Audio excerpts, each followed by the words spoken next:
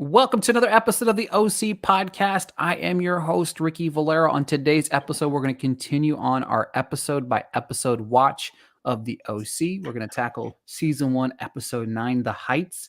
As always, I am joined by my co-host here and partner in crime, Kenzie. How are you today? I'm good. This was such a good episode. Like, so much happened. Love it. I wasn't sure what to expect. Last episode we had a solid episode, I would say. You know what I mean? The rescue. But the Heights, I feel like, was a little bit better. We're getting a lot more into the character development of certain places. But I really enjoyed myself. As we have we have a house divided. We got all sorts of crazy things going on and so much to dive into. But Kenzie's favorite part of the week, each and every week, is me reading off the synopsis of the episode. I don't know if I'm ready. IMDb. All right. So obviously, season 1, episode 9 is called The Heights. Here is our synopsis. Calculus, AP English, history, the ways of the human heart. Not everything learned at Harbor High is on the schedule of classes. The Cohen Casa is a house divided when Sandy takes an environmental case against Kirsten's father. That is our synopsis. Who wrote this? What is this? I don't understand. It's like a schedule. Like, I'm surprised they didn't sneak in times. Like, AP Calculus, 9 a.m. Like, homeroom. Like, and then why do they call it the Cohen's Casa? Like, just say house. I don't understand. This is really weird. This is a really bad one. 2 thumbs down. Casa. I love it. 2 thumbs down. And like, I've never heard it called Harbor High. It's just Harbor. No one calls it Harbor High. Even like when they reference the public school, they don't even call it like a high school. They say like Newport Union. No one has ever in the history of discussing the OC called it Harbor High. Oh, man. All of my notes, I was like, oh my God, Harbor. I didn't say Harbor High. I'm pretty sure their sweatshirts just say Harbor. It's not called Harbor High. I hate this. I'm really worked up. All right, folks, that was the episode for the day. That was it. Stay in. We're going to have a whole episode dedicated to renaming each one of these episodes with our own synopsis. It's really bad. This is not a good description. I love the rants about how terrible our synopsises are each and every week. Because I don't know what's going on. It's bad, right? You know what I mean? I'm surprised, like, the description for, like, or the synopsis for, like, the episode of the rescue wasn't, like, hospital, bracelet. Like, what is happening? You give us, like, bullet list things to describe high school. They try to get clever with "It Can't Stand Mexico" being a play of the words from whatever, Seth says what happens in Mexico says, and then not after heartbroken Marissa took all those pills. Like, that was... This is up there, though. It's one of the worst ones. Yes, very much so. Because first off, why do you start off with calculus, AP English, and history? And then on the flip side, who says the Cohen Casa? And then also who says Harbor High? Like, you just have so much. Too many bad takes in this synopsis. All right, we're going to transition to the opening of the episode, which sees Kirsten call, which is hilarious, right? She calls Seth everything under the, she goes, it's so horrible, funny. Dope, like. And then, of course, she settles on rad. And then Sandy comes in the room and she goes to Sandy, doesn't Seth look rad? It's so funny. He says, you do look rad. Mad props, son. Mad props, son is one of the best quotes. It's so good. Ever. Especially because Sandy does this thing where he is aware he's not being cool. Like, he's aware he's being annoying. But you can tell he's like, am I being cool? Yes. Like, he's like, am I? He's like, you know what? I am cool. Because, like, he thinks he's cool in his head, but at the same time, like, he wants to be cool to his kids, and everybody else, he wants to be the funny guy, which he is, but at the same time, he laughs at his own jokes. He's one of those guys. It's so funny. It's so good. So funny. Just an interesting morning at the Cohens there. we we transition to old Jimmy Cooper's house. So funny. I love his PJs. The PJs are just like so good. They are. Who makes French toast in the oven? Well, I love that Summer is like, okay, way future episodes, they talk about Summer doesn't know how to cook. But she's like, first off, don't put it in the oven. Like, and then Marissa it's so Cooper, funny. chef. It's so funny, like, Summer and Jimmy's relationship has always been like weird. Like, it hasn't been a normal, like, your best friend's dad. I don't know. They've just written it really weird. But then somehow she's comfortable enough to make this joke in front of him where she's like, I'm not sure who I'm more worried about between like Jimmy and Marissa. And I'm like, they haven't like established they have that kind of like, no. Like, it was really weird. And then Jimmy didn't react very weird. Like, he reacted like that's a normal thing for Summer to say. And I'm like, she was just literally taking her shirt off, being like, I hope your dad walks in. Right. Like 2 episodes ago. Like, what's going on? Like, so weird. But it was really funny. It was, and like, who makes it in the oven? Like, did he make it on the stovetop and then be like, I'm going to make it a little crispy and like put it in the oven to like crisp? I was wondering maybe he didn't have any any pans is what I was thinking. So possibly he thought I'm going to throw it in the oven, which theoretically you could technically make it in the oven. You know, you could technically. Should I have tried that as research before we recorded? I feel like we failed ourselves. Yeah. I'm not you know what? I'll try it one day. I'll try it. The Jimmy Cooper French toast, my new special. We're going to make our own OC cookbook after this show. Can you imagine? Oh my goodness. It's just like Sandy's bagels, Marissa's mac and cheese, and then Ryan's grilled cheese. If you're listening to this in the next 6 months, if we see on Amazon Prime an OC cookbook, we are coming with lawyers. Sandy Cohen will be representing us in this tackling of cases. Like, but will it be Sandy Cohen public defender, or will it be Sandy Cohen whatever firm he works at now? It's definitely going to be an aggressive Sandy. Yeah, so definitely the new big paycheck. Yes. We transition back into the Cohen's house here. I love Seth. They're talking about how grand school's going to be, and then he goes, every year some big water polo guy pees in my shoe, and then he stops himself. No, just kidding. Both shoes. Both shoes. It's so funny. I just love that, like, they're like trying to like hype it up, and then Seth is like, it's not great, guys. Like, I'm the one that goes there. Like, it's not a good school. Don't tell Ryan that. But they're like not trying to say it, but they have this look on their face like, I think it'll be different for Ryan. Like, when all actuality, no, it's going to be worse. It's so funny. He's literally like, aren't you? He's like, you're not nervous? We're just going to school with like 300 Lukes. I was like, oh my God. It was really funny. Oh, yes. Of course, then we watch...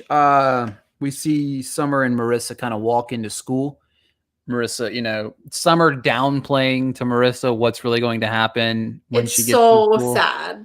Like, but what I did love here, I did love Summer standing up for Marissa. That was a very... Yeah, she was such an aggressive wing woman. Yes, and I really appreciated that. Yeah. I was like, oh, okay, I finally understand why they're good friends. The whole season so far, 9 episodes, they're like, they're such great friends. And I'm like, why? Summer like tried to hook up with Luke. That's one of my my next points here is I was looking, I was like, wait a minute, didn't I write this down before I said it? And I did. And then I obviously with the sweet moment between Ryan and Marissa, right? You know what I mean? Just a little sweet little moment. But and then Summer cusses Luke out, which so funny. Okay, hilarious. Right? So funny. But wasn't she trying to take over old Coop's spot at the ball? You know what I mean? Yeah, like she was trying to. Wasn't she previously talking about how great Luke is? Even though, like, we haven't even addressed the situation that Summer actually knew that Luke was cheating. Yeah. You know what I mean? Like, she has known this, right? You know what I mean? Like, I'm not saying Summer's not being a good friend right now, because she was, but is it to make up for it? Right. It's the Kirsten special, as I like to coin it. Leave Kirsten alone. I can't. It's only going to get worse for Kirsten. It's only getting worse for Kirsten this episode. This episode right here. All right, sorry. Speaking of which, next scene. Next scene we have Sandy and Kirsten. You know, they got the house to themselves here. I like when she's like, mornings used to be our time, because to me, mornings are chaotic for everyone. How was that ever their time? Especially when Seth was younger, how was it their time? Yeah, it made no sense to me because you think, yeah, I mean, it had to have been at least like they've had a kid, right? Their entire like the last. I guess Seth 16 kind of years. probably took care of himself. He was probably like one of those like 10-year-olds that was like 45, you know? Ready. He was on the bus and ready to go at like, like he was an hour early. Yeah. So maybe. But I just like that he like shoots himself in the foot by calling Rachel attractive. Oh my God. I should have found an attractive coworker years ago. That was hilarious, but also covered my eyes. Dumbest thing you could have ever said. But he does backtrack really well. Yeah. I just have my issues with Kirsten in the back of my head. You hate Kirsten. Why? Why? Because she's lying to my man, right? You know what I mean? She's criticizing she's criticizing. Says this later. Summer brings up what he doesn't know won't hurt him. Summer says this. But like, to be fair, Jimmy's already going through a lot. And like they've already like discussed it. I think she should tell him. Making out. No, Jimmy and Kirsten discussed it. Yeah, let's just leave out the husband. But like, I just think in this specific situation, Jimmy has so much going on. Like his daughter overdosed, was in the hospital. His wife is leaving him. Sure. He is broke. Like he has a lot of changes going on. And like, when was she supposed to tell him? When my only issue is this. My only issue is she is holding it over his head about Rachel, right? Is that her name? Yes, but like she keeps catching him alone with her when he's not supposed to be, and like is he not supposed to be though? I don't know. If you say I'm going out to dinner with the team and it's just her and they're drinking, or maybe that's her team. You know, I mean, but that's I'm not just your team. That's but she shows up person. With Jimmy because he needed a lawyer. I mean, if you needed a lawyer and like someone was like, I'll give you a ride, like what are they gonna do? Take two separate cars? They're neighbors at that point. I hear you. I hear what you're saying. You just really hate Kirsten, and it has to stop. Kirsten is not a bad person. Oh my God, yes. She's not a bad person. We like Kirsten. I like Kirsten. I don't hate her. I admire Kirsten. I just have issues with some of her finagling of things that she does is my only issue with her. I don't know, because she does a lot behind Sandy's coat. I know how this show goes down, and Sandy is not the most faithful husband. I'm not saying that Sandy is perfect, right? You know what I mean? He had a bad episode. We had a bad episode. Okay. This was not a good Sandy episode. Leading up to I'm just saying. Did you say it's not a good Sandy episode? Are you kidding? God. Oh man. We're having our first fight in the middle of the podcast. Because I really like Kirsten. I don't hate Kirsten. Kirsten is a great first like working mother character for me. Like I remember watching her young. Yeah. And being like, you can work and like have a kid and have the life. Don't be putting words in my mouth. I never said she couldn't have any of those things. Women are amazing at what they do. But she is a good she lets Sandy do what he wants.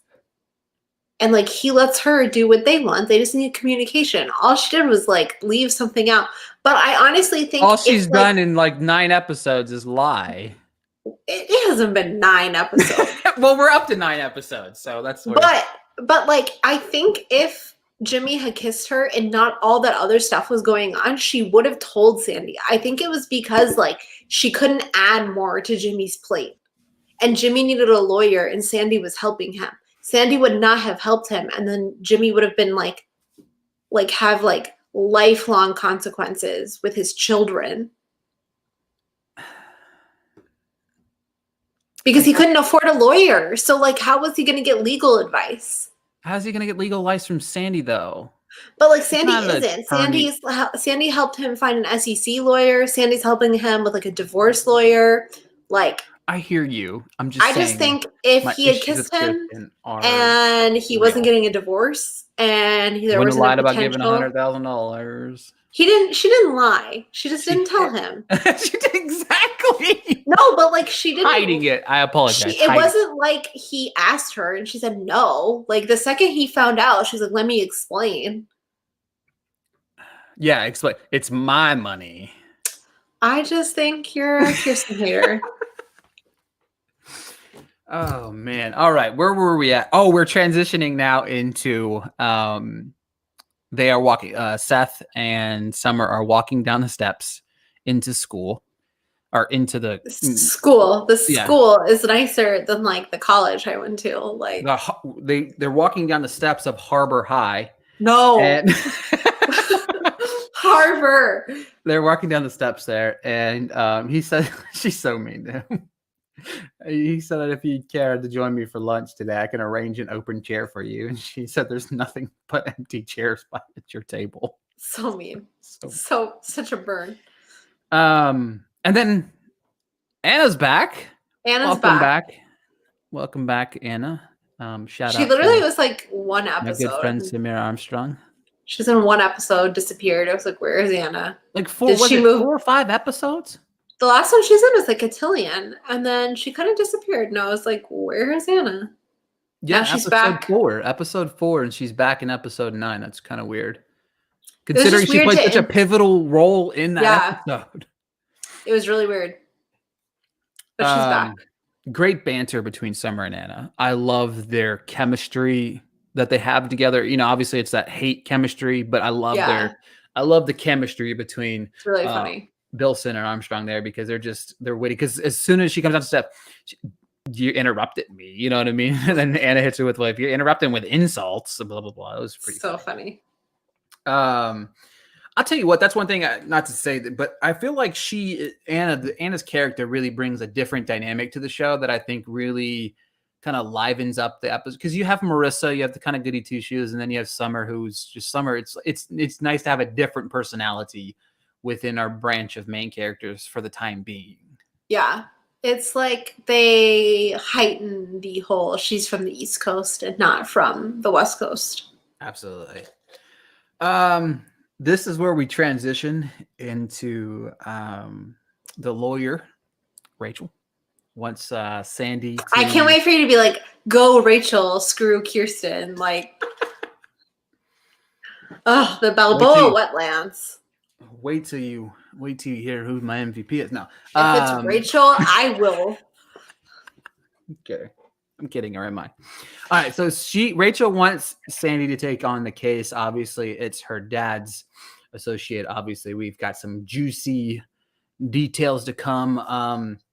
Sandy questioning things like I would as well. You know, is this the only reason you brought me on? And of course, she says no, which I don't really believe her. But you know what I mean? It is what it is. So the interesting dynamic here is this, right? We know how much Sandy hates Kirsten's dad, right?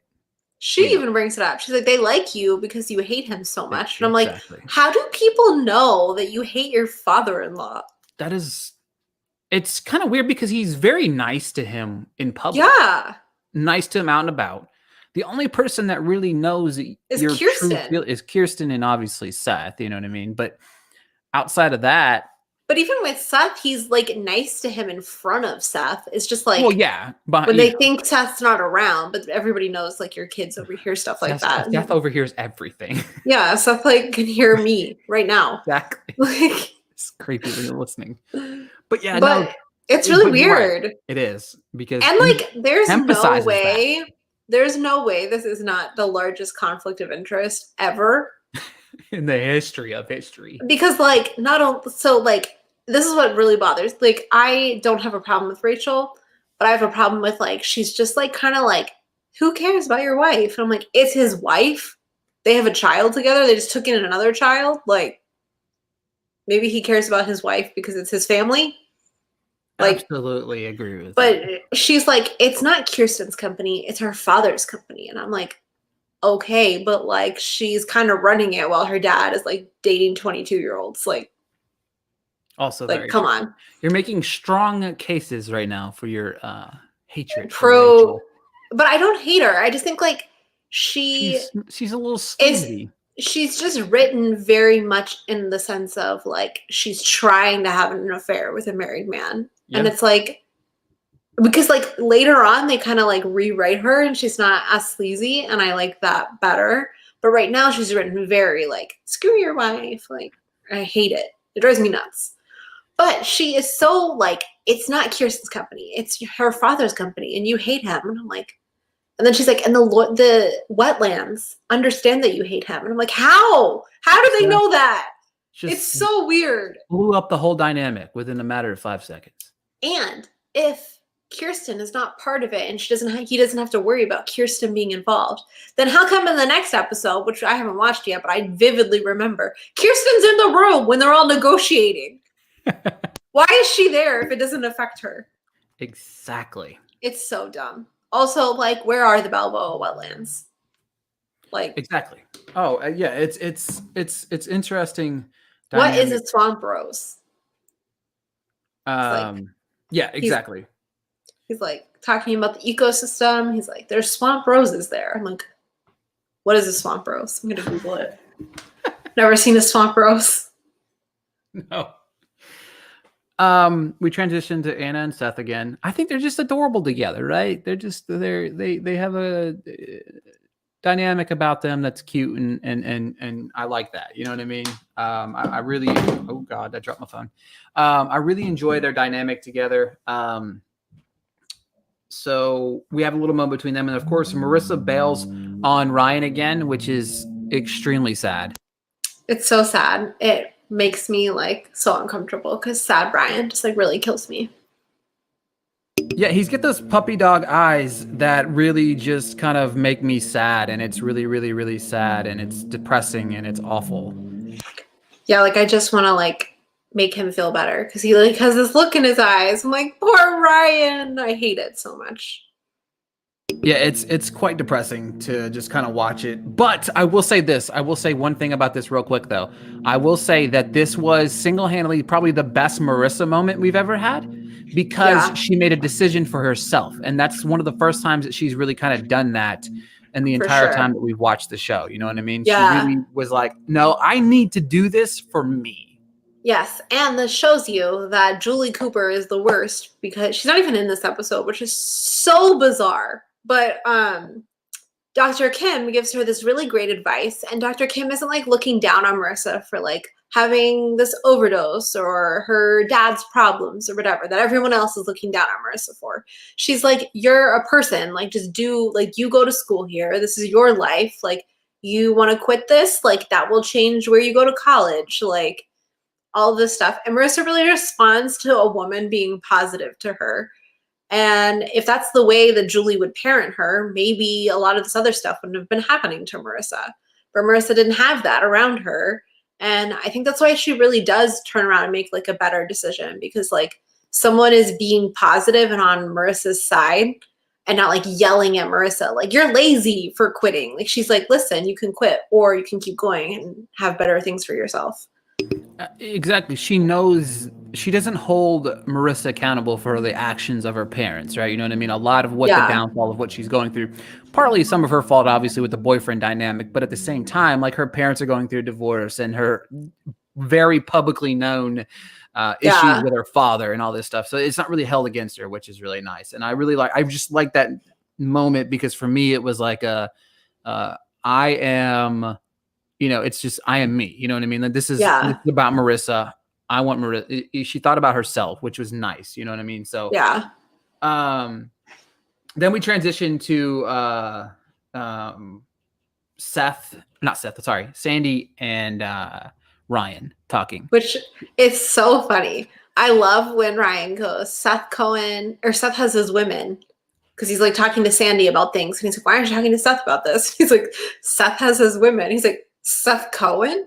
Like, it's so funny. Because, like, they have, like, cute father-son moments, but, like, you could tell Sandy was, like, a little caught off guard. He's, like, really, like, opening up to him. It was just really funny for him to be like, Seth has his women. He's like, Seth Cohen?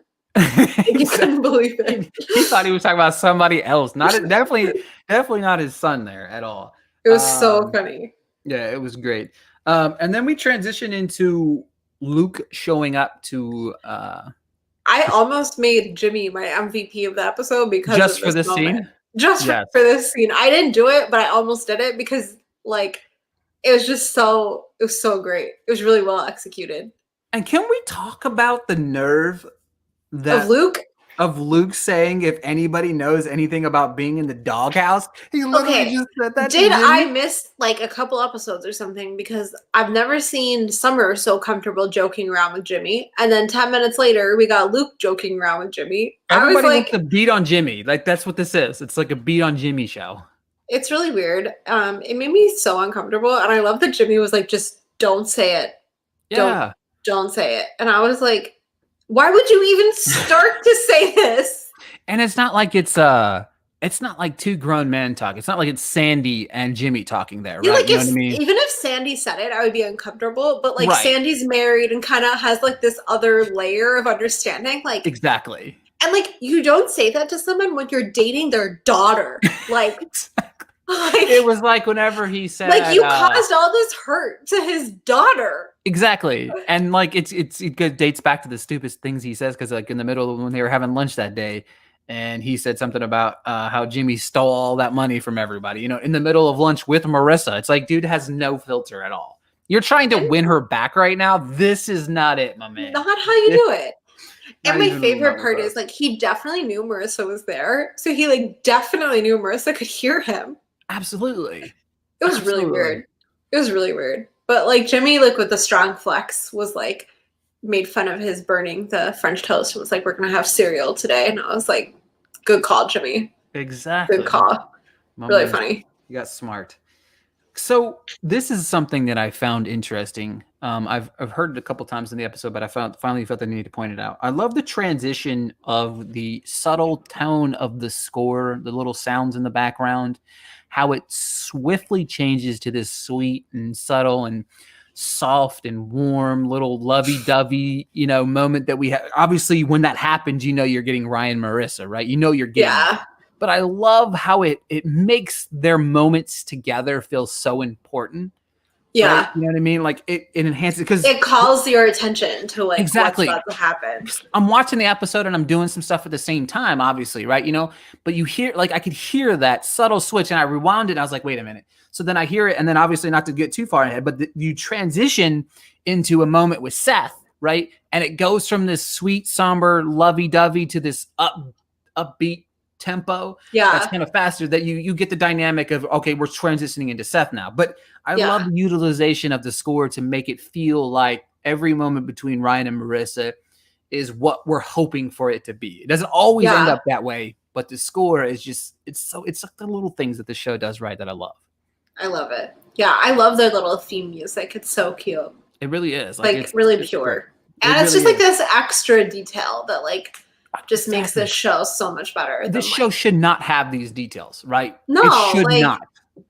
It's so weird because I was trying, because like I really like Gossip Girl also, but not the same way I like this show. But it's the same creators and stuff, but it does not have that layer like of detail to the show. And I'm like, that's why we all like the OC so much, because it's more than it has to be. Like the show could easily be like a teen soap opera, but it's not. It's much more than that because of little details like this. Absolutely. Also, to reiterate Marissa's question to Ryan here, where she lies to him. Yes. Just want to point that out. She lied. She pulled what you think Kirsten does. Cotton candy or funnel cake? Cotton candy. Oh, it's definitely funnel cake. Okay, yeah, me too. Because they both say cotton candy for sure, and I was like, "What are you talking about?" It's definitely funnel cake. Yeah, I mean, like it's so much close. Better. No, like I like cotton candy. Like if someone was like, "Do you want cotton candy right now?" I'd be like, "Yeah, go get it." But like, if you gave me a choice between cotton candy and funnel cake, I'm picking funnel cake. Yeah, 10 out of 10 times. So yeah, Marissa and Ryan are like one of my favorite couples on the show, but I'm gonna give them both 2 thumbs down right now for voting cotton candy. Yeah. Do not understand it. Is it because it's like a cuter thing to eat? Like funnel cake is messy and like I don't know, but cotton candy's super sticky though. Yeah, I guess Oliver, like you do that thing with your fingers where they can like get stuck together. Yeah, I don't know. Yeah, this is a weird call. It really is, because like to me personally, like if I'm walking up and I have the choice between the two, 10 out of 10 times. It's yeah. Also, like who just straight up just picks those two? Like, what about churros? Like you just skipped the best fair food of all time. Exactly. Like what's going on here? Right. Whoever wrote this episode has never been to a carnival. To a fair. Nowadays, it would have been like cronut, like funnel cakes or deep fried Oreos. Oh my god.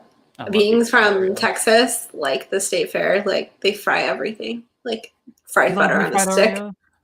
I've only had it once and it was life-changing, but I had it at like some fancy restaurant, not like a fair. So I can't imagine them at a fair because I know it'd be way better. Oh, absolutely. I had them at like some like I had it at like some fancy restaurant. And it was like all like pretty, and I was like, this is not what a deep fried Oreo is. Because I grew up in Texas. The dough looks probably perfect whenever on your plate. It probably looked perfect. It's like it wasn't like where like they give it to you and it's still like dripping and like exactly. But like I never went to the state fair growing up because I'm from Texas, and like the state fair there is like the biggest deal in the world. But I only ever went to like I remember one time we went to see the Jonas Brothers because they're like from there, and they played the state fair before they were very famous. And I remember that, and I didn't try any of the food because I was vegan growing up. Didn't try anything like that. Just not my thing. But now that I'm older and like I can't really eat fried foods because my body is like absolutely not. All I want is a deep fried Oreo. Exactly. But when I could eat it and it didn't affect my body, like I'd stayed like 90 pounds, I was like, no deep fried Oreos. Stay away. Now it's all I want. Deep fried Oreos. So Marissa Cooper, if you're putting together another fair, deep fried Oreos, funnel cakes, and no Ferris wheel. Yes. Yes. Definitely not. Which we'll get to in a little bit. Okay, so we get the dynamic. We're at the science table now, right? So funny. Seth, obviously Anna's sitting down. Seth goes to sit next to her, right? He oddly enough, hasn't sat down yet, right? That was like a really weird thing. Like I wonder if they filmed that scene a bunch and it like wasn't working, and they were like, oh my god, just finish taping this. Because like he would have sat down already, you know? 100% by now. Like it was kind of way weird. Too long. I bet this was like maybe David Fincher did this episode. It was like take 55, and they were like, oh, he was like, I can't do it. Like splice together whatever we got. But then of course you could tell he was like waiting for her to come in. It was really weird. It was a weird like 5-second pause that it didn't need to be. Was this like I just don't understand. Don't people like communicate like, oh my god, I have class with so and so, and then like he didn't know. There's no way Seth Cohen didn't know Summer was in that class. So exactly, because he would have. He probably paid someone to get like her copy of her schedule. Like, well, not just that, he would have like had an open seat waiting for her. She would have walked in the door. Summer here, Summer. Empty spot on my table. I mean, technically, that is what happened. Well, yeah, maybe that's why I was standing. I mean, he does end up giving his seat up to sit next to Anna to her because obviously it's Summer. And then Anna, who just the aggression of her towards Seth is so funny because Seth doesn't really understand girls, right? You know what I mean? He's only ever had this mad obsession with Summer since he was a young lad. And a young lad. I don't know what. I didn't know. I was watching Game of Thrones. Oh my god. Daenerys and oh man. Oh. All right. So Anna and Seth, right? So that I love the way she just kind of like, no, get your ass over here and sit down. You're gonna sit down. You're gonna have a half a cheek on no teacher would have been okay with that. No, and like they didn't show you the rest of the room. They just showed you like the direct eye line between Seth to where Summer walks in. But I'm like, I have like every time I was in high school, there was at least one desk empty because they always made sure there was To have like an extra extra space. seat or Right. whatever. And like that was the whole thing. Like if you got in trouble, like you had to go sit somewhere else. And you Yeah, can't you do fall that back. if you don't even have enough room for and this is a private school. Harbor Hyde has No. too many kids. But their class sizes were pretty big. Like I was confused because when they show you Luke and Ryan in the same class, like the table's really small. They're all together. And I was like, there's like what, 15 kids in that class? And then they show you this class with Seth, Summer, and Anna, and there's like 35 kids. I'm like, what is going on at this school with its class sizes? It makes zero sense. Like the dynamic is stranger than strange at this particular moment. It's very weird. So obviously we have that moment, and then we transition to the Sandy and Kirsten battle. I will let you take the floor. Oh, thank you. So I can defend Kirsten. So she like she's already in his office, right? Yeah. Yeah. And Sandy, they were supposed to have lunch. They were supposed to have lunch together. And she throws a paper bag at him. And he's like, at least it's not coal. Can we both admit, like, I will admit it, but you also have to admit it. Sandy is in the wrong here. Sandy should have told her.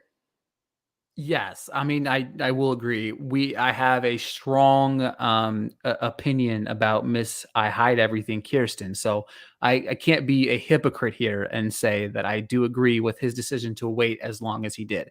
I do believe that he was going to have the conversation at said lunch, but he knew she was going to find out. But yeah, I don't know if he thought that it was going to be as willy-nilly as fast as I'm not making excuses for him. What I'm saying is, Kenzie, you are right. I agree with you. Is that better? Yeah, it's a lot better. Okay. Kirsten is in the right. And we'll just say anytime you say Kenzie, you mean Kirsten. So no, she's very upset. She's like, and she's more upset that she found out from her dad, or not her dad, like her physician. And she's like, now I have to go keep this from off my dad's radar.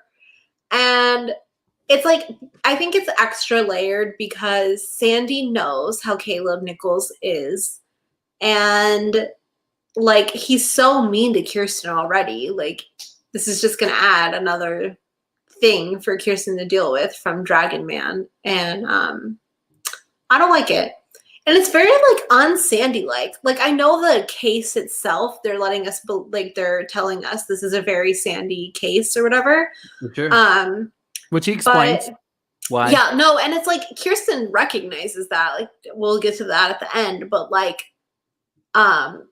there's the whole situation of like hiding it and letting it like fester and like get to be like an issue. It's so un-Sandy like. Like Sandy normally is like so like did you want to know what I ate for breakfast? Like, you want to know what I did? Like, surfing was this. Like, but he's been very secretive about this new job. Like, from like getting the surfboard to the very beginning, like meeting with them. Like, he's been very secretive since he started talking to this like company.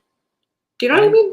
I get what you're saying. I get what you're saying. Yeah. Also, Sandy always surfed in the morning because he was like, I am a district attorney and like I have so much free time. And then when he took this job, they're like, you can't really surf anymore because you're going to have a full-time job. But he still goes surfing every morning. Speaking of which, I would like to point out a callback from earlier in the conversations that we were having. Do you remember the scene now where Sandy and Kirsten say, we used to have our mornings together? When did this happen again? Because he does surfing every morning. Because they're always like having coffee and he comes in and his hair's wet. And she's like, how was surfing? And I'm like, so when were your mornings like at 4 a.m.? Like, and like, no, that's just nobody is like having romantic mornings. Come on. Like, if you told me it was like 3 a.m. before they went to bed or something, I'd be like, sure, but that would be like night. That wouldn't be morning. Like, I don't know. I just don't. There's some weird call outs in this episode. But Kirsten leaves. I really wish Rachel had come in. That would have been really funny. That would have just made the situation so like she's like, oh hey, I didn't know you would be here. Did you hear about that case I gave Sandy? Yeah, that would have been juicy. Oh, it's a missed opportunity. It would have happened if it was like the Real Housewives of Orange County, but not the OC. Obviously, we have our newly acquainted soccer player. I like that they're the same position. Yes, it's like, of course, Ryan has to go out for the same position as Luke. Obviously. We get just a little taste of what is ahead on the soccer field, which then transitions into the little mini date that Marissa and Ryan were supposed to have, which obviously is interrupted by Luke, because anytime anything good is happening between Ryan and Marissa, Luke appears. Luke always appears, always. I hate him. He breaks down and cries. Tells her, he loves her. It's very sweet. I love the scene here, right? Because they give you a feel. The camera work was impeccable. You see Ryan a little bit, then you don't see Ryan, and then you see Marissa start to cry a little bit. So you're getting it in your head. You're like, oh man, she's gonna take. He can't hear, but it looks really bad from Ryan's angle. Right, and she's like, maybe Marissa's gonna take him back. She looks like she's crying. She says like this sympathetic thing. And then he tells her he loves her. And it's just like, to me, it was like, wow, that's a cheap shot. Even though I was screwing around with all these other girls, I still love you though. Like, my favorite part is when he's like, I just want to know what you're thinking. And she's like, believe me, you don't want to know what I'm thinking. And I was like, wow.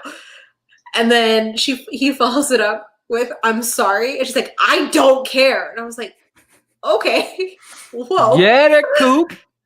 And then, he's like, I love you. And she's like, well, if I hadn't caught you, the sad thing is I would still love you. And I was like, oh my God. Drop that mic, Marissa. It was literally like left hook, right hook, like groin kick. It was just like one after another. I was like, Dr. Kim just set a fire under this girl. Like 100%. It was really satisfying. Another great moment in the episode for Marissa. Stood up for herself before, said she needs to focus on herself, and then just completely knocked out Luke. It was great. I just love it because he's like crying, like you said. He's being all emotional. And she's like, I don't care. Exactly. She's like, you know what? I really don't care what you got to say. Too little, too late. Exactly. Like, it was really great. But it still made me really sad because sad Ryan, like, just he's upset again because he can't really necessarily hear everything that's going on. He can just see just having a moment. It does not look like it's going to go in the favor of Ryan Atwood, which there's a thing on this show about women keeping things from men. It's really depressing. I'm kidding. I'm kidding. Kind of. All right. So we transition into the worst. Can't really talk about nice about Sandy, and here we go. We transition into the fact that Rachel plastered this lawsuit on the front page of the local newspaper. I paused it so I could read the paper. It's like saying like this gets personal. Yes. And I'm like, and then I paused it because all I saw was battle over the wetlands gets personal. And I paused it, and it's literally like husband throwing down with. I'm like, husband throwing down, you could tell that this was leaked by Her Highness Rachel. Well, not only that, you could tell that these are the same writers that write a lot of the headlines today in the world news, and that's why we have half the problems we do. It was so personal. Hilarious. I was like, what is going on? And who cares? You know what I mean? Who gets their morning paper and it's I care that my neighbors are fighting. Well, you got to remember, he owns the city, so I guess, but really gonna care about them. But do people care about Kirsten? I would care about Caleb. You know what I mean? But I wouldn't care about Kirsten because we're led to believe that people don't understand Kirsten is running this company. You know? That's a good point. But they are married, so the dynamic's interesting. It was really funny though because it was just he comes back from surfing, he's still in his car getting stuff out, and Kirsten was waiting for this guy to get home. Let me tell you, she was waiting with that paper, and she came out a flying and throws the paper at him. So dramatic, so upset that their dirty laundry is just there for everyone to read. Yeah, which I mean, it is somewhat of an issue. You know what I mean? This is not Sandy's fault. This is more of a Rachel trying to get into the divide and conquer of the dynamic here. Obviously, he did not help the situation by taking the case, but I mean, Kirsten isn't exactly perfect either. So, I So we're going back and forth. Let's see here. Oh, so we have a moment which I thought was hilarious between Ryan and Seth. With Okay. his morning ritual. Yes, with his morning ritual. Coffee, bagel, arts and leisure. When I was a kid, my dad used to give me the arts and leisure section of his newspaper. So I was like, that's really funny. Like, I wonder if that's where I got it. Could be. Like, I watched the show growing up. Like, I don't. But I just remember, like, my dad used to hand me that section of the paper. Probably because it was always with iced coffee, not hot coffee. Yes. I don't care about hot coffee. Yeah, me neither. It's not a real alienated thing. half the world. No. Guys, I'm sorry. COVID has burnt all of the hot coffee cups in the world. There is only iced coffee moving forward. 100%. That makes zero sense, but I am a scientist, believe me. You sound like half of Facebook. But seriously, like, honestly. So also, if you're listening, Dunkin' Donuts, please sponsor the show. Yes. Yes. So the funny dynamic real quick that I want to say, obviously he's trying to get Ryan to talk. Ryan doesn't really talk. Ryan's reserved, et cetera, et cetera. And he's like, you're about to say something. And he said, I saw words percolating. So funny. I just thought it was hilarious that he probably said a word that Ryan doesn't even understand or comprehend. I'm not to say anything bad about Ryan, but I'm just saying, like, it was just funny. They go back and forth. We transition into Marissa and Summer talking, and we have old Summer back. Shouldn't I just be honest? Summer, no. But okay, hear me out. At this point in time, I kind of understand what Summer's saying. Like, she isn't dating Ryan. Like, because Summer goes, you haven't even gone on one date with him. Like, you don't owe him anything. I do think when Ryan brought up, what were you doing? Marissa should have said something. But in this instance, like, Summer's just saying, like, don't go out of your way to scare him away if you like him. Yeah. Because, like, they're also, like, teenagers. So it's not like, I agree 100%. It's not like Sandy and Kirsten and Jimmy. Like, this is a little, like if she was dating Ryan, yes. It's a whole different story. Right. Yeah, for sure. But like, that's the thing. But you're right, though. As soon as he puts her on the spot, that's when she kind of messed up, and that wasn't Summer. That was Marissa. And that's not the same at all. I do. It's hilarious because the fact that they both just straight lied to each other. They're both guilty here because she kind of asked him. He could have been like, I showed up. Right, and I saw you with Luke, which is weird because it's like, put yourself in both situations here. I kind of understand both of them. Right, exactly. It's new. Like, it's not like they know how the other one's gonna react. Like, it's a tough situation. It's the thing about it is I hate stuff like that, right? I hate putting somebody that you care about in a predicament where you're gonna force them to lie to you. Right. Yeah. And like, you know what I mean? And that's kind of what Ryan did by saying, oh, what did you do last night?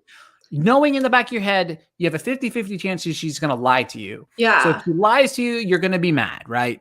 But if she tells the truth, obviously a different story, 50-50 proposition, but you're setting and like, what do you say if she tells you the truth? Like, I talked to Luke, like, how did that go? Because like previously when she's been like, I'm trying to choose between you and Luke, he's like all grumpy. So I'm like, I kind of don't blame her for not saying anything. It's like not the best, but I understand. Exactly. 100% agree. Because it doesn't make any, like, I hate that. I don't know what it is. Yeah. I don't know what it is about it that I hate so much. I'm passionate. I hate it. Like, just that whole where you're just starting to talk to someone, you don't really like have a definition of your relationship with someone. Like, you don't know them yet. You don't know how they're going to react to things. Like, she's only had a couple instances with Ryan and like Luke, and it's just like, it's a new situation. She's like waiting the waters out. Like, it's interesting. I'm not happy of the way either of them behaved, but I understand both of them. Exactly. Look at that. We can agree there. We can agree on Kirsten. This topic. I do love that Anna is having so much fun with Summer. I just feel it's really funny. She's like, it's so funny because she literally goes, Seth, I don't know how girls like Summer think, but then she does. Yes. She does. She says that one way, and throughout the episode, especially towards the end of the episode, Mhm. she knows. You can tell. What she's. She knows what she's up to. Yeah. She knows what she's doing. Because when what I she's mean? like, they're dissecting, which is very rare because we're made to believe it's like the third day of school and they're already doing dissections. That's not how school works. No, there's like a whole permission slip doing dissections because I was vegan in high school and I never did any dissections. I always had my parents sign me out of it because I refused. Yeah. But you don't ever do it like the first week. It's like a whole thing you build up to. It's very weird that they're doing this like the third day. I'm terrified of frogs, so I wouldn't do it. We did my school did everything. We did like cow eyeballs, pig's hearts, frogs. Like there were so many dissections. Yeah, let's teach our kids how to dissect animals instead of, I don't know, maybe how to do their taxes. Yeah. But I literally remember always getting letters to get out of it because I was vegan and I was like, I'll sue the school if you guys force me to do it. But she's fantastic. She's like a scalpel, so dramatic. And then she's like, what should we start with? And she's like, the heart. And Summer's rolling her eyes, so dramatic. She just knew how to push her buttons, and it was really funny. So dramatic for no reason at all. I love it. Then we have an instance here with Sandy and his friendly coworker. She calls him Sanford, which is so funny. I was like, what? Kirsten doesn't call him that. What's going on? It was really weird. And she says the line of the episode, if your marriage can't survive this, what kind of marriage is this? It's so icky the way she's written. It makes me so uncomfortable. She, no one would say that to someone. She subtly, the way she says it, they try to make it this sexualized thing, right? But and it's that's not so how her weird. There's a brief moment in a future episode where she is written to be overtly sexual and then kind of changes course and becomes more friendly. But she's actually just trying to do her job and trying to get Sandy to do the work he wants to do. And I'm like, that's fine. I just don't like when she's pushing the boundaries of their relationship or commenting on his marriage. And it's just so icky. I hate it so much. It makes me really uncomfortable. Can I stand up for Rachel for just a moment? No, I like Rachel. I just don't like the way she's written. I just want to stand up for her in this particular comment. Moment. Yes. I'm not saying it's not icky. It is. Okay, let me stop by saying that right there. It is.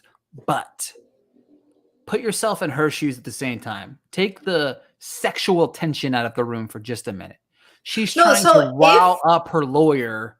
Yeah, so that case. I'm okay with. I just don't like the way the writers make it a sexual thing.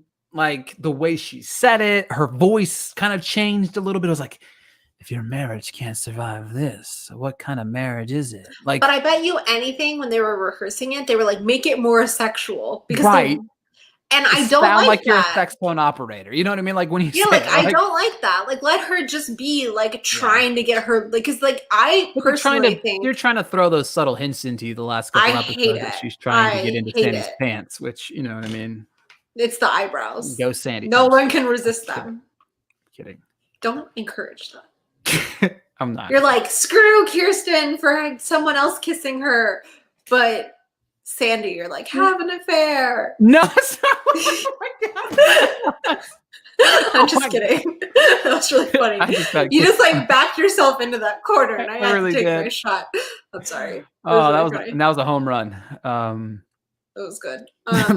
But I just also okay.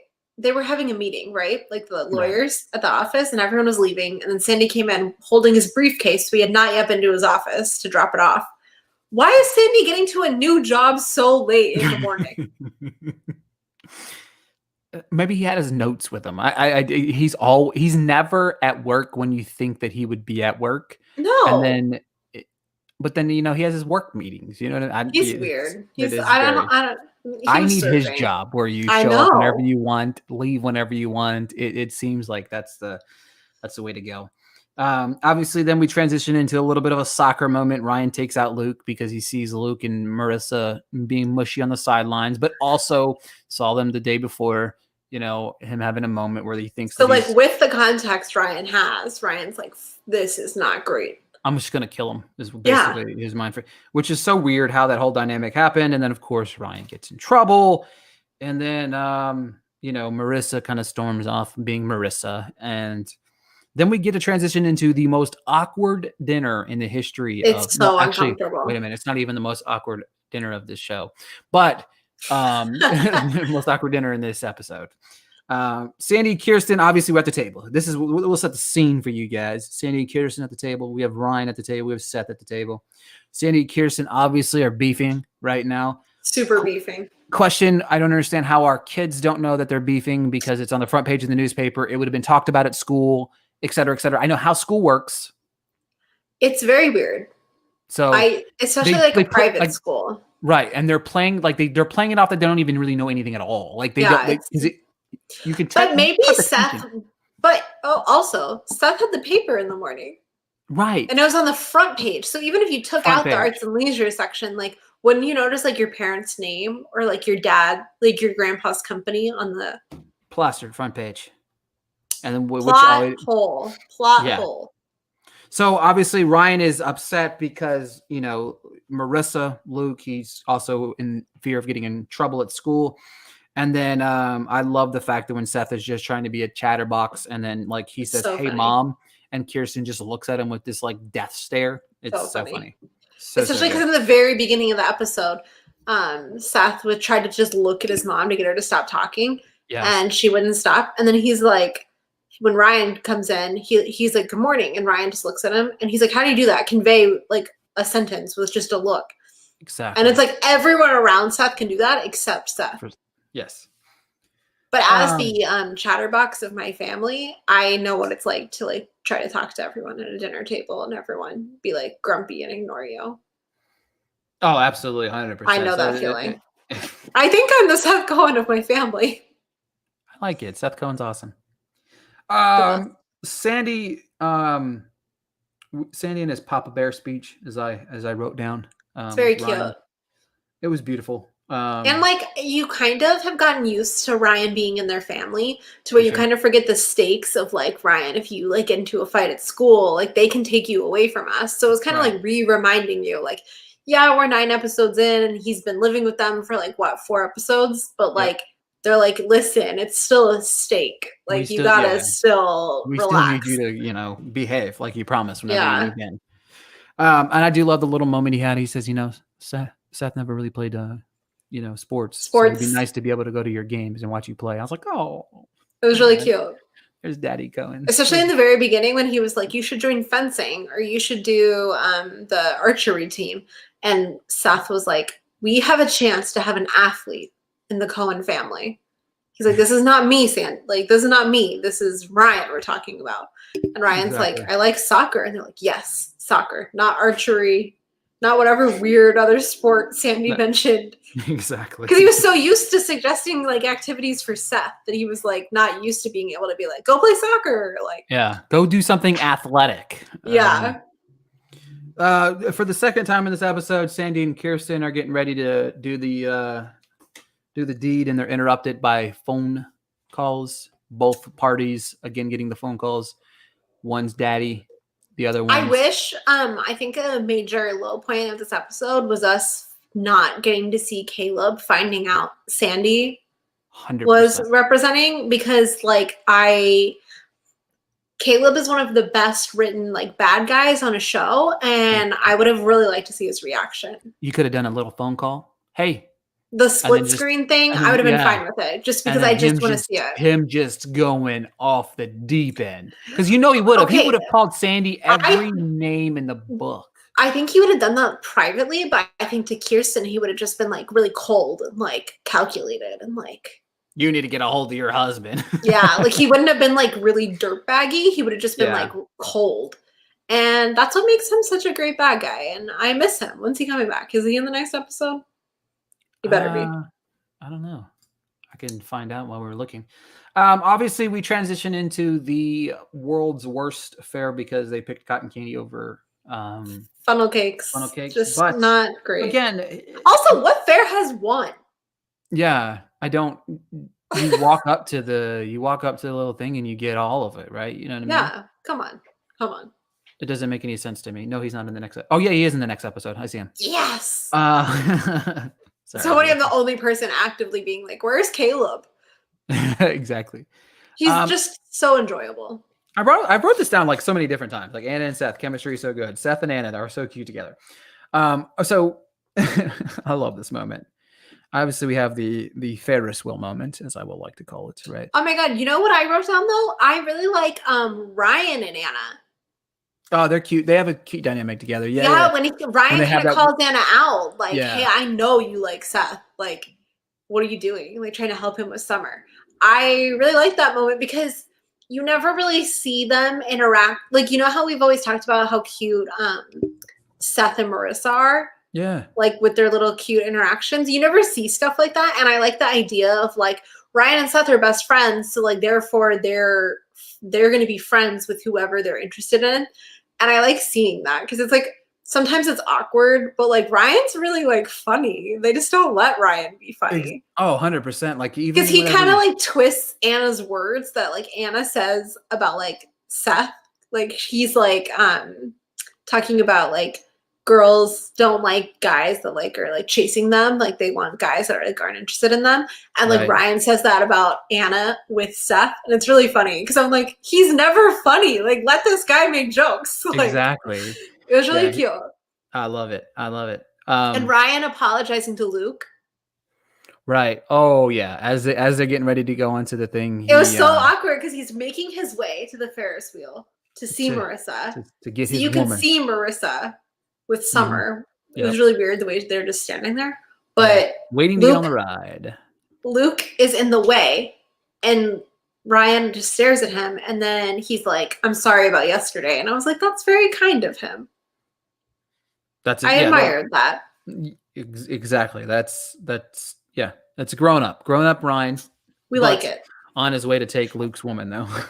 I like it because then Luke doesn't respond. He just like moves out of the way, and Ryan. He knows. He just knows, though, right? You know what I mean? It's too far. It's too much has happened. Like you literally tried to cheat on her, doggy. Yeah. Time is over. Yeah, especially since we know what happens in the future as well. But oh my god.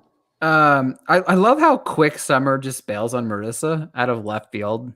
Like Ryan walks up, just ask her for her place on the Ferris wheel, and Summer's just like, "I'm not dealing with this," and then just walks away. Like, what? I think because like Summer's probably like they do need to talk it out. You know what I mean? Like, for sure. And it's like dramatic and cheesy that they're on a Ferris wheel. Like, I kind of like at this point, not when the show aired, but I think like now Ferris wheels are like kind of like drawn out. Like, I get it.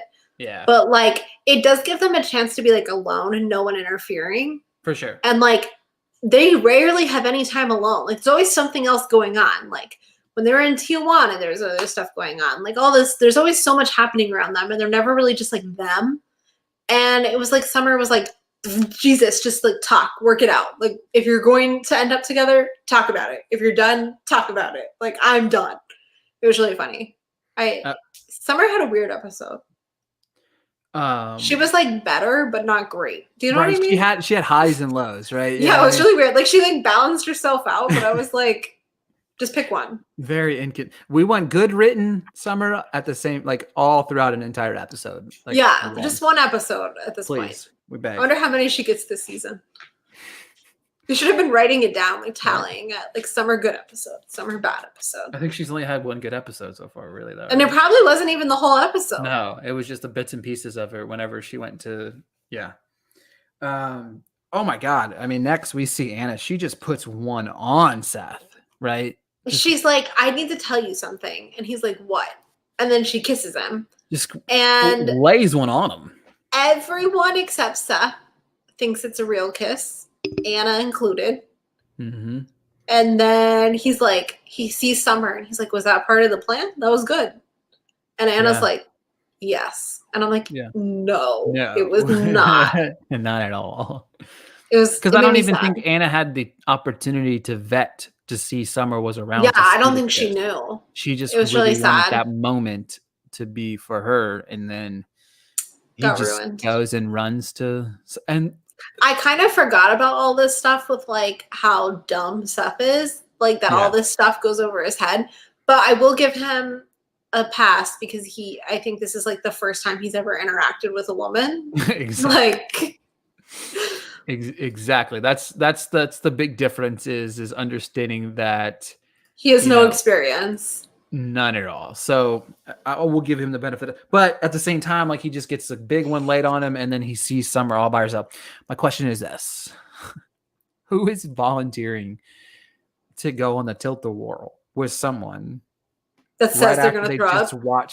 After they just watched them make out? Like that was so weird. Like you literally just it was weird. And as Summer, because Summer might not be written as the smartest person, but Summer is socially written smart. So she would know that was fake if he runs over to her immediately. That's a good point. That's like, I didn't look at it that Summer way. But is not written very smart, but I get what you're saying. Yeah, I get what you're saying. I like that. But it's weird, right? Like she would know, and then she'd just be like, "I won." Maybe that's the way why she basically invited him to the tilt-a-whirl. You know she did. But it's just weird because I would be like, if you're so easily being like, "Yeah, I'll go," like you're not with that girl. Maybe she knows that. Yeah, but it's weird. I don't like it. It's very like. I don't know. Yeah, because he goes, he says, I'll go on it with you. I may vomit. I like these odds. I like those odds. What? It's really funny. It's really weird. Who wants to be vomited on? I do love whenever Ryan is completely losing his shit over the fact of being. I love when he's like, what kind of carnival is this, Cooper? And then she sways the thing. It's so funny. It's so good. I hate Ferris wheels, so I'm on Ryan's side here. You just don't like heights or just not? I hate them. I hate heights so much. Oh, really? Yeah, so much. I hate them. Is it because you're so no?